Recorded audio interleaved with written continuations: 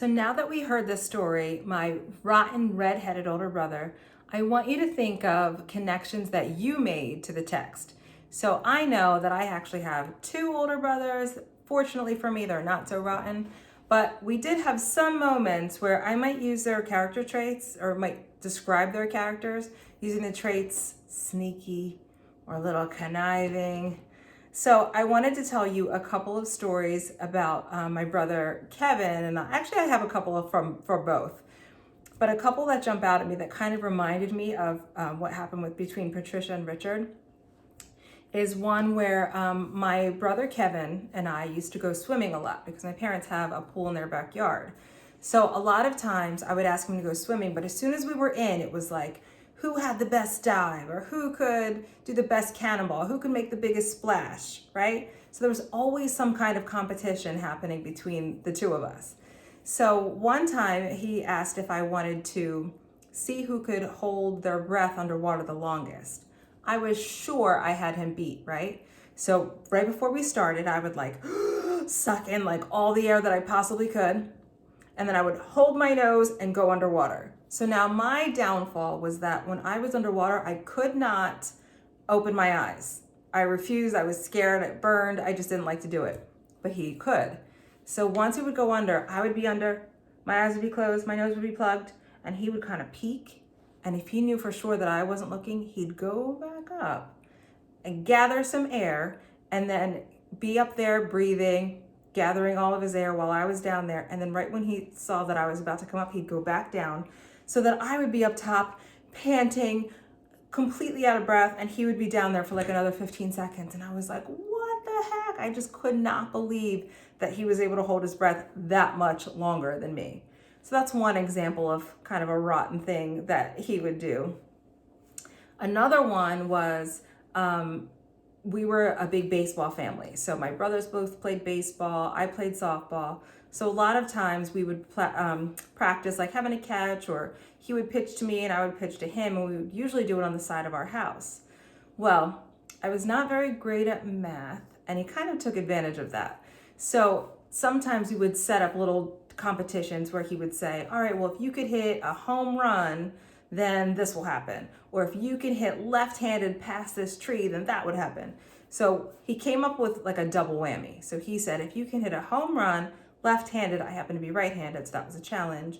If you can hit a home run left-handed over the fence, I will give you $1. So I was like, this is about to be awesome. So I like mustered up all of my energy, miss, right? It's like, oh. And just like in real baseball, our rules were 3 strikes, and then we would switch, and then he would go, and then I would give him a little challenge.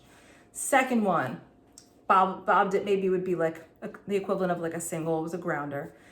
Third ball he pitches, and whack, left-handed, goes over the neighbor's fence. So I'm jumping up and down, I'm screaming, I'm so proud of myself. But then he's like, well, who's gonna go get the ball? I was like, oh, I didn't think of that. So he makes a deal with me. So he's gonna give me that $1 like he promised. But if I go get the ball, I have to give him 5 quarters. I thought it was the deal of the century. Little did I know I was losing money on this deal. So that was another way he kind of got me. Another time that kind of pops out to me is with my older brother, Scott. He was the real prankster. And one time, I guess he had seen that pepper makes you sneeze on a cartoon or on a video or something. And I remember he grabbed the pepper shaker and was like, smell this. So I went to smell, and he's like, no, really, really, really sniff it as hard as you can. And I did it, and I was sneezing all over the place, and he was just laughing his head off. So there were some pretty kind of rotten things that they did to me. However, even though they did some of those things, they were very, very, very sweet to me. So I'm going to share some of those stories too. So all of this sharing that I'm doing is just kind of getting some ideas out so that I know what I eventually want my story to be about that I'm going to write today. So some of the sweet things that they did is at one time I was really, really scared. I think it had been like thundering and lightning, and I asked my brother Scott if I could sleep with him at night, and he let me sleep in his bed, which I thought was very sweet.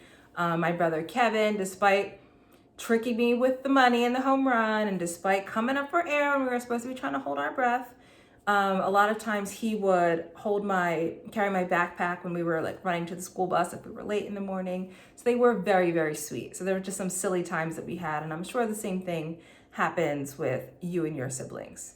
Or maybe if you don't have any siblings, that things like that have happened with friends, or you just have some great memories even with, somebody at home that you care about and that cares about you.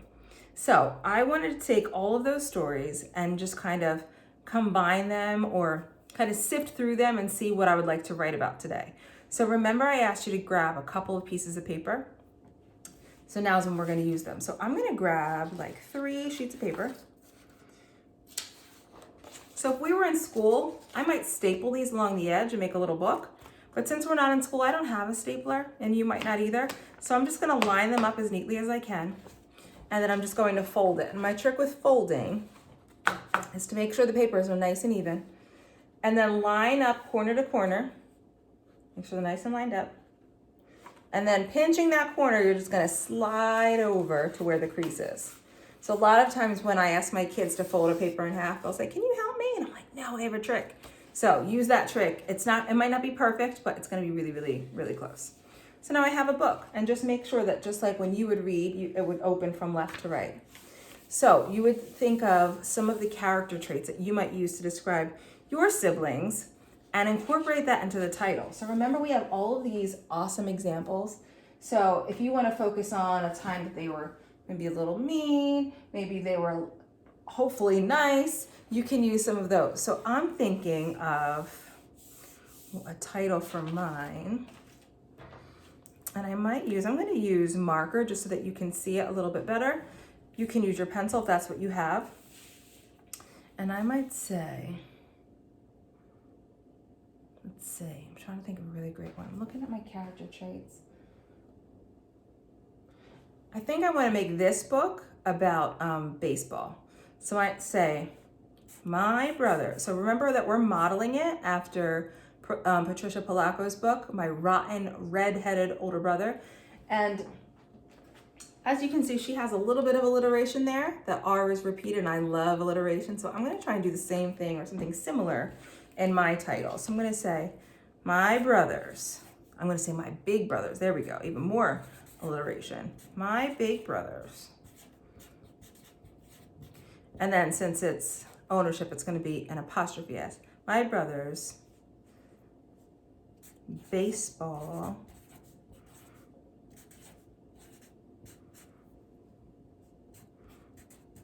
trick. So there's my title.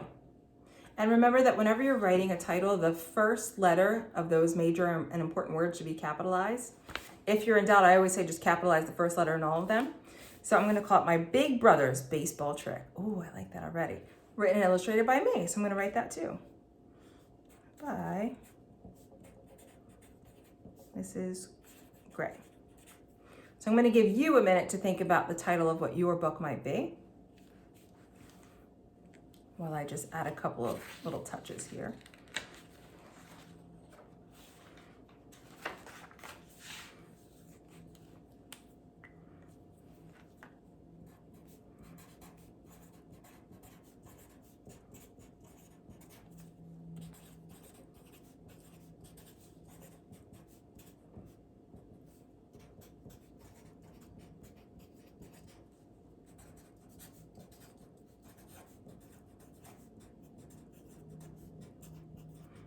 Okay, so I'm going to show you what I have so far.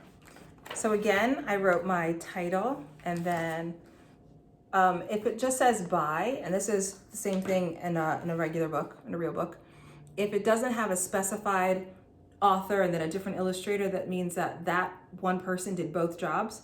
So I just have by Mrs. Gray. I can go back and illustrate the front a little later, but for now I'm just going to keep it to that. I left the page in the front blank, those end pages. I could make this a title page just like real authors and publishers do. And then I started my text on this page. So I decided to start this one with a quote. I think quotations or dialogue showing that people are speaking just jumps right into the action. So I started with, "Want to play baseball?" I asked my big brother, Kevin. So just a little idea to kind of spark your imagination. Sure, my brother replies.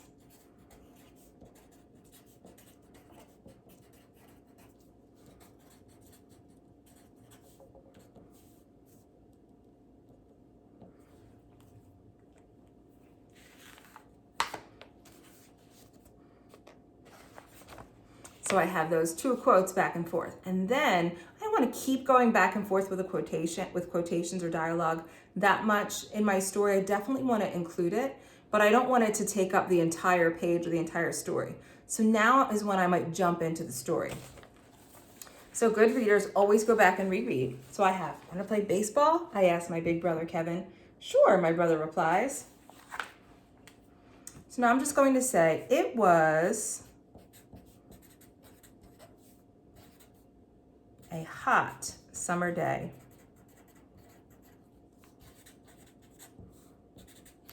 We went to our usual spot. Does anyone remember where I said that was?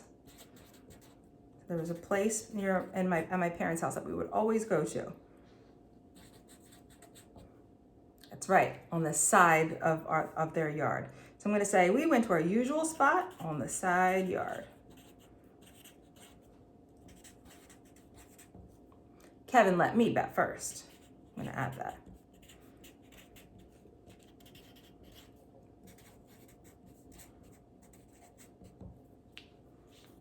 So now I might add another quote because we were having a good time. Just he was pitching balls to me and I was hitting them.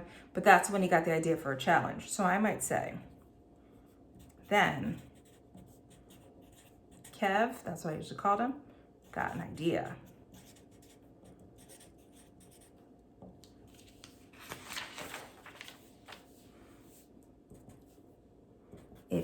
So now I'm going to add my quotes. So I'm starting with my quotation marks. Remember that the quotation marks always kind of wrap up what was being said. I'm going to say, if you can hit a home run, and that was just over the neighbor's fence, left-handed. I remember that was big because I'm right-handed, so it's definitely more of a challenge. If you can hit a home run left-handed over the neighbor's fence. And so I'm getting to the word neighbor. And so I know that that's definitely a tricky word. I've seen it before, and I might not be sure about how to spell it. I always have a strategy in my class that if you're having trouble spelling something, just sound it out as best as you can and then circle it. It's always something that you can go back to. It's always something that I always say that you never want spelling to stop your writing. You want those ideas to flow. Writing or spelling can come later. If you can hit a home run left-handed over the neighbors, I feel like there's a G in there. I think I remember a G in there. Neighbors, still doesn't look right. So I'm just going to circle it over the neighbor's fence. Then I'll give you $1.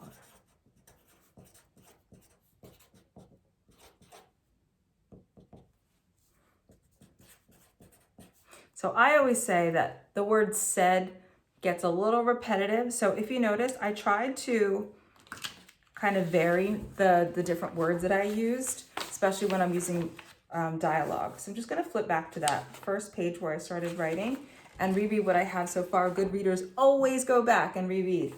So I wrote, want to play baseball? I asked my big brother Kevin. Sure, my brother replies. So far I haven't used the word said. I've used the word asked. I used the word reply, so I'm good so far. It was a hot summer day. We went to our usual spot on the side yard. Kevin let me bet first. Then Kev got an idea. If you can hit a home run left-handed over the neighbor's fence, remember I struggled with that one, so I just did my best. I sounded it out and then I circled it. If you can hit a home run left-handed over the neighbor's fence, then I'll give you $1.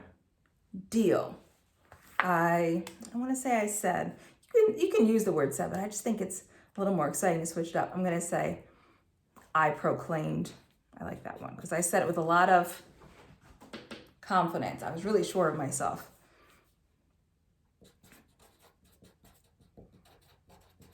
Okay, so I have that little bit of dialogue again. So now I want to jump back into just my storytelling. So I'm going to say, Kevin threw the first pitch. This is where I can add in some onomatopoeia. Do you guys know what onomatopoeia is? It's one of my favorite things to use in writing, and it's a sound word, like bang, pop, swish. So he throws the first pitch. If you remember from my story when I was sharing, it was a whiff, right? So I think I'm gonna use that exact one. Kevin threw, oh, and I forgot the word the first. So I'm just gonna use a little carrot. See how I use a little carrot to insert? It does not have to be perfect. It doesn't have to even be pretty right now. The most important thing is that I get my story out, right? Kevin threw the first pitch. And I'm gonna go whoosh. That's me swinging and missing. And I'm gonna say that, swing and a miss. But another character trait of mine, I'm very determined, so I did not give up. So I'm gonna say Kev throws the second pitch. This one I hit, so what onomatopoeia word can I put in there? Ooh, I'm hearing some good ones. I'm gonna use the word whack. This time I'm gonna make it all capitals because I like the way that looks. Adds a little bit more excitement, doesn't it? Whack. So I'm gonna say, I hit the ball. It was a grounder that he quickly scooped up.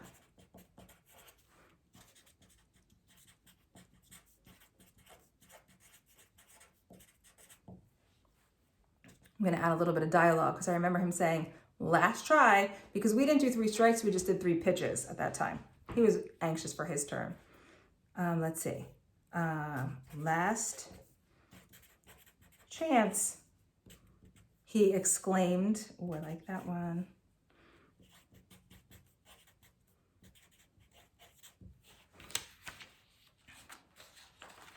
So this is where, when I think about character traits and I'm thinking about my determination, and how I just really wanted to have this ball go over that fence for that $1, I'm going to talk about the actions. Remember that character traits also talk about a character's actions and their feelings.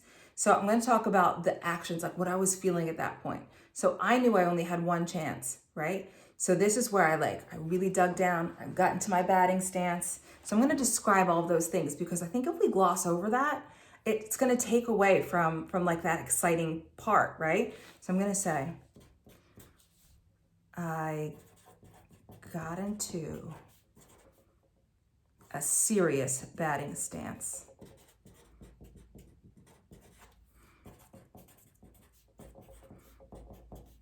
I gripped, oh no, I'm going to talk about this. I choked up. Do you know what that means, my baseball and softball friends? That just means that I moved up a little bit on the bat. I choked up and gripped the bat tightly. Oh, this is getting exciting. Grip the bat tightly. Kev, I'm gonna say instead of threw, let's think of a stronger word. We could say he hurled the ball toward me. He launched the ball at me. I'm gonna say I like hurled. He hurled the ball towards the plate.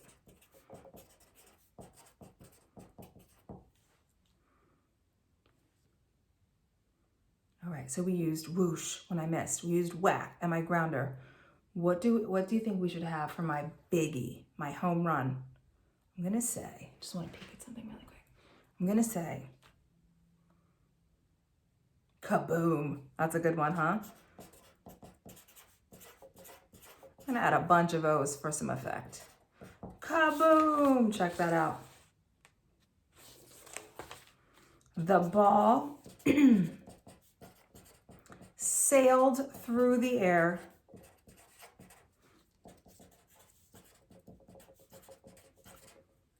I'm not just gonna say it went over the fence. I'm thinking of strong words. I know Patricia Polacco used a ton of them in her book. So I wanna model my writing after great authors, right? We use them as mentors. So I'm gonna say the ball sailed through the air and disappeared over the fence.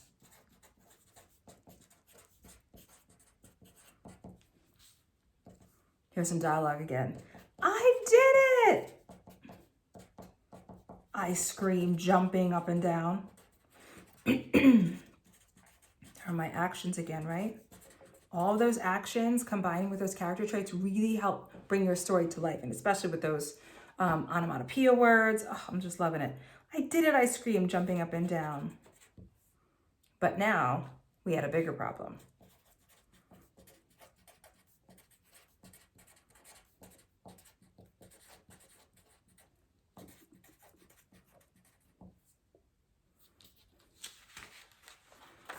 So this is where I'm going to finish up my story. Remember that a good story always has a strong beginning, detailed middle, and then a strong closing. So I'm going to say, but let me go back and reread. But now we had a bigger problem. That's when Kevin got another idea.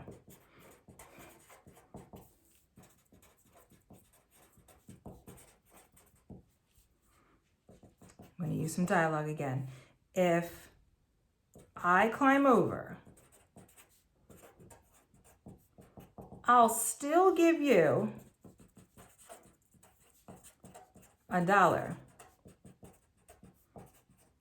But you have to give me, I still kind of see thinking about it, 5 quarters. So I love when books kind of repeat a pattern. Guess what my response is? Deal. And that's where I'm going to end it. So I want you to think about how I modeled my writing after Patricia Polacco's. Good writers always use other great writers as inspiration. Remember to always go back and reread as you're writing, because your brain can't keep up with your hand can't keep up with your brain. So sometimes we leave some words out. Always go back and reread. So that's one way I use Patricia Polacco's work to inspire my book. If you happen to have a little bit more time, you can even do another thing that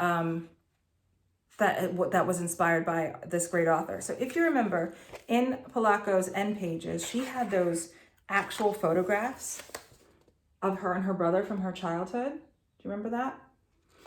So I thought I would do the same thing. So if you have some time, and if somebody at home has some pictures that they're okay with you using, or maybe you can copy them somehow, you can even add those into a book. So this is just an idea for like an extension activity. So I have another book inspired by the other story that I told you about. So this one was called My Sneaky, Silly, Sweet Older Brother. I used some alliteration there again. There's us, me holding my eyes shut and plugging my nose and him peeking. And then I added some actual photographs of us when we were little. So let me see if I can get you a little closer. So there is me over there, and there's my brother Kevin. That's the one that I played baseball with, that did that sneaky little thing, that also did was underwater when I was. That was in about 1983. I think I was about 2 years old at that time. And then here's this one from Easter. This is my oldest brother, Scott. There's me right in the middle. And there's Kevin. He's still kind of looking like smug and proud. I think that was in about 1988. And this one is actually at the Philadelphia Zoo. Raise your hand if you've gone to the Philadelphia Zoo. We're nice and local, so that's a place that we went a lot as kids, and I know I've been to a bunch of times with my own family or on field trips with my class. So the Philadelphia Zoo definitely has a special place in my heart. So in this picture, there's Kevin all the way in the back, looking cool with his shades on. This is one of our good family friends. His name is Emil. And there's my brother Scott, and there's me. We're on a rhino, and I think that statue is still there to this day. That's me in the front. And I think that was in about 1987. So you can use some of these ideas in your own writing. Like I said, I always love using great authors as inspiration for my own writing. And just to give you a couple of other extension ideas. I know that you're home, so I like to think of things that you can do that are like little projects that you might be into. So this is another one that I did using character traits, and I just kind of folded a paper back and forth like an accordion and added a head and cut out some arms. So if you have scissors, that's something that you can do. And then another one I did was using paper plates. There's Mrs. Gray, there's me, my brother Kevin. I drew our pictures on the front, and then on the back, you can add some character traits that describe them. And then remember that you can use those character traits to help you think of those titles and help you think of those stories. So I'm excited to see what you guys do. Interview your family members, find some really great stories, just have some conversations with them and see if there's something that you can come up with. All right, happy writing. Bye guys.